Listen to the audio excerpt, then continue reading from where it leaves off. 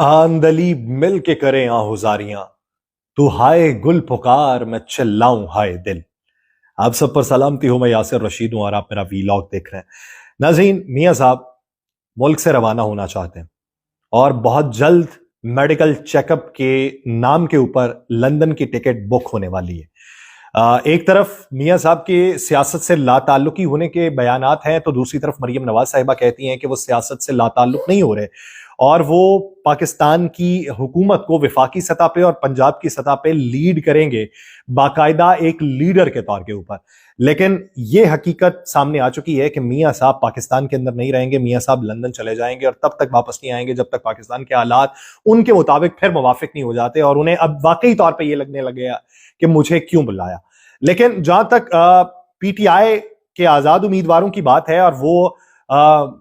अपना ताल्लुक कायम करना चाहते हैं जमात इस्लामी के साथ या एमडब्ल्यूएम के साथ, तो छोटी सियासी जमातों का हिस्सा बनने की इजाजत देने के बावजूद पाकिस्तान तहरीक इंसाफ शायद कौमी और सूबाई असम्बलियों में खवातीन और अकलियतों के लिए मखसूस अपनी नशिस्तें हासिल न कर पाए।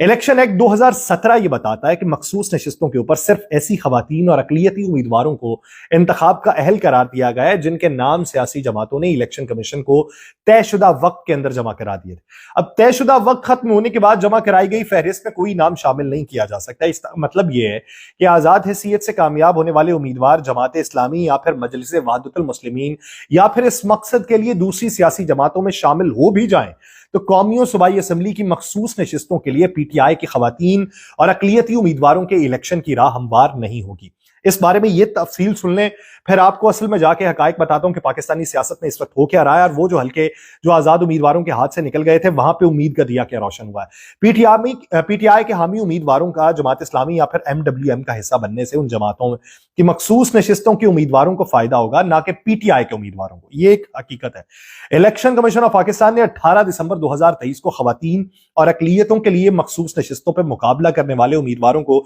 यह हिदायत की थी कि वो मुतल्लिका रिटर्निंग अफसरान और डिस्ट्रिक्ट इलेक्शन कमिश्नर से कागजात नामजदगी को हासिल करें। इलेक्शन कमीशन ने कागजात नामजदगी रिटर्निंग ऑफिसर्स के पास जमा कराने के लिए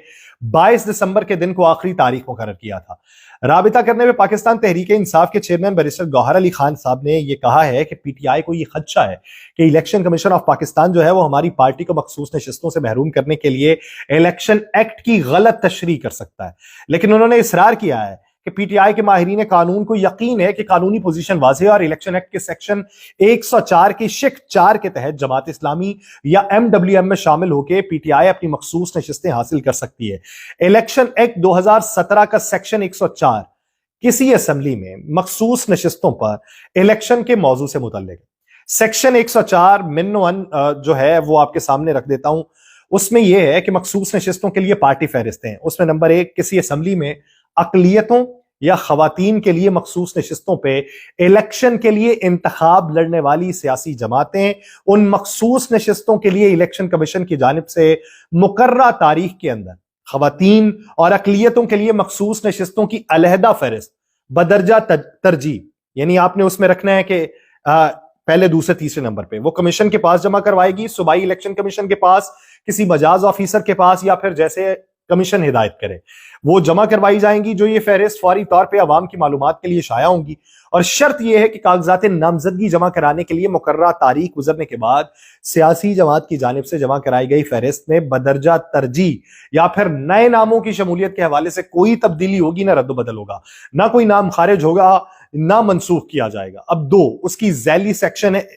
1, उसके अंदर ये लिखा है कि पार्टी फहरिस्तों में सियासी जमातें जो हैं वो खवातीन और अकलियतों की मखसूस नशिस्तों पे इलेक्शन लड़ने के लिए इजाफी उम्मीदवारों की सूरत में जितने नाम जरूरी समझे शामिल कर दे, ताकि कागजात नामजदगी की स्क्रूटनी के मरहले में अगर कोई उम्मीदवार नाअहल हो जाए या फिर किसी असेंबली की मुद्दत पे खाली नशिस्त पे करना हो तो बवक्ते जरूरत काम आ सके। फिर तीसरी शिक पे है खवातीन या अकलियतों के लिए मखसूस नशिस्त का उम्मीदवार इंतखाबात के लिए कागजात नामजदगी जमा कराने की मुकर्रर करदा आखिरी तारीख को या उससे पहले कागजात नामजदगी जमा करवाएगा, जिसके बाद उन कागजात की जितना मुमकिन हो उसी अंदाज से स्क्रूटनी की जाएगी जितनी आम नशिस्तों पर उम्मीदवारों के कागजात की सेक्शन 62 के तहत स्क्रूटनी की जाती है। नंबर 4, अगर किसी भी मौके पे पार्टी की फहरिस्त मुकम्मल हो जाती है तो सियासी जमात खाली जगह के लिए नाम جمع کرا سکتی ہے، لیکن اس کے لیے ذیلی سیکشن 1، 2 اور 3 کو مد نظر رکھ کے یہ نام پیش کرنا ہوگا۔ نمبر 5، جہاں کسی اسمبلی میں خواتین یا اقلیتوں کے لیے مخصوص نشست جو ہے وہ کسی رکن کی موت، استعفے یا نااہلی کی وجہ سے خالی ہو جائے تو اسے ذیلی شک نمبر 1 کے تحت کمیشن کے پاس جمع کرائی گئی پارٹی کی فہرست میں ترجیح کے لحاظ سے اگلے فرد کے ذریعے پر کیا جائے گا۔ نمبر 6، پارٹی لسٹ سے ترجیح کے لحاظ سے اگلے فرد کا نام پیش کرنے سے پہلے ایسا شخص حلف کے ساتھ ایک اعلامیہ جمع کروائے گا کہ کاغذات نامزدگی داخل کرنے کے بعد سے وہ آرٹیکل 63 میں وضع کردہ وجوہات کی بنیاد پر نااہلی کا شکار نہیں ہوا۔ نمبر 8، خواتین یا اقلیتوں کے لیے مخصوص نشست پہ انتخاب لڑنے والا امیدوار کاغذات نامزدگی کمیشن کے مقرر کردہ ریٹرننگ آفیسر کے پاس یہ دستاویزات جمع کروائے گا۔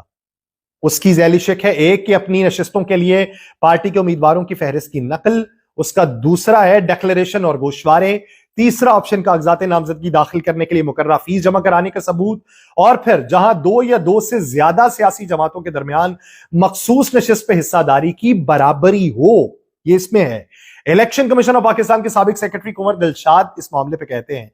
کہ الیکشن ایکٹ کا مذکورہ والا سیکشن جو ہے وہ پارٹی کو جماعت اسلامی یا پھر MWM کا حصہ بن کے مخصوص نشستیں حاصل کرنے سے روکتا ہے، لیکن اب اس کی تشریح الیکشن کمیشن خود کرے گا یا اس معاملے کے اوپر یہ تمام امیدوار جو ہیں یہ ہائی کورٹ یا سپریم کورٹ سے رجوع کریں گے، اس کے لیے وقت بتائے گا۔ یعنی یہاں پہ یہ دکھائی دیتا ہے کہ ابھی کلی طور پہ وہ ہار نہیں مان رہے اور وہ یہ سمجھتے ہیں کہ مخصوص نشستیں انہیں مل جائیں گی۔ جب 90 کے قریب نشستیں ان کے پاس خیبر پختونخوا اسمبلی میں ہوں، پنجاب کے اندر بھی 100 کے قریب نشستیں ہوں، اور پھر وہ وفاق کے اندر بھی 100 کے قریب نشستیں رکھتے ہوں، اور ابھی وہ زیادہ نشستیں رکھنے کے دعوے دار بھی ہیں، تو اس ضمن کے اندر اب ان کے حق میں کیا فیصلہ ہوتا ہے۔ لیکن دوسری طرف اس سارے منظرنامے کو دیکھتے ہوئے جب بہت سی سیاسی جماعتوں نے دیکھا کہ سیاست تو دفن ہو چکی ہے اور اس کے تابوت میں آخری کیل ٹھونکا جا چکا ہے، تو پے در پہ اب تمام سیاسی جماعتوں نے مظاہرے کرنے کا اعلان کر دیا۔ مفتی کفایت اللہ صاحب کی بات سمجھ میں نہیں آ رہی۔ وہ کہتے ہیں کہ پرانے زمانے میں ہوتا تھا کہ ڈاکہ جو ڈالتے تھے تو مال برابر تقسیم کیا جاتا تھا، لیکن اب کی بار ڈاکہ ڈالا گیا ہے تو مال برابر تقسیم نہیں ہوا، ہمارے ساتھ ڈاکے کے اندر بھی فراڈ ہو گئے۔ اب وہ جب اس طرح کی بات کر رہے ہیں، مولانا فضل الرحمان صاحب کہتے ہیں دھاندلی ہوئی ہے، ہم احتجاج کریں گے، مظاہرہ کریں گے۔ مولانا فضل الرحمان صاحب نے تو نون لیگ کو اپوزیشن میں بیٹھنے کا مشورہ دے دیا کہ آئے ہمارے ساتھ ملیں اور اپوزیشن کے اندر بیٹھ جائیں۔ اب اس صورتحال میں ادھر عوامی نیشنل پارٹی نے بھی دھاندلی زدہ الیکشن قرار دیتے ہوئے انہوں نے بھی احتجاج کا اعلان کر دیا ہے۔ جماعت اسلامی پہلے سے کر کے بیٹھی ہوئی ہے، تحریک لبیک پاکستان نے بھی کر دیا ہوا ہے، یہ آزاد امیدوار پہلے سے رونا رو رہے ہیں۔ اب سمجھ نہیں آ رہی یہ الیکشن تھا کس کے لیے؟ کیا صرف پاکستان مسلم لیگ نون کے لیے؟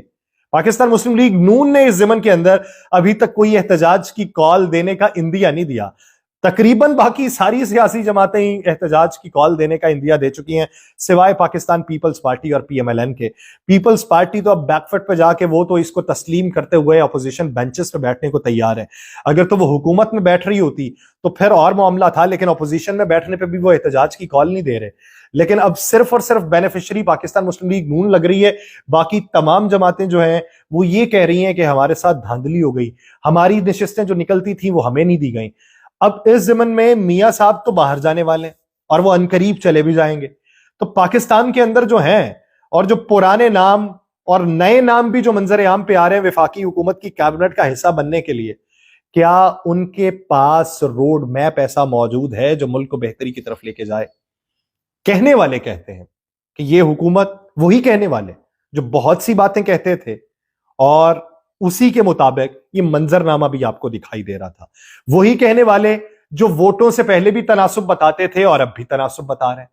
اور وہی کہنے والے اب یہ کہہ رہے ہیں کہ یہ حکومت 18 ماہ سے زیادہ نہیں چلے گی اگر یہ مخلوط حکومت اسی طرح کے سیٹ اپ کے اندر بنتی ہے۔ لیکن اب 3-4 کو وزیر اعظم کا اعلان ہونا ہے، تب تک انتظار کرتے ہیں کہ اپوزیشن کتنی مضبوط ہے اور حکومت کتنی مضبوط ہے۔ مجھے دیجیے اجازت، اللہ نگہبان۔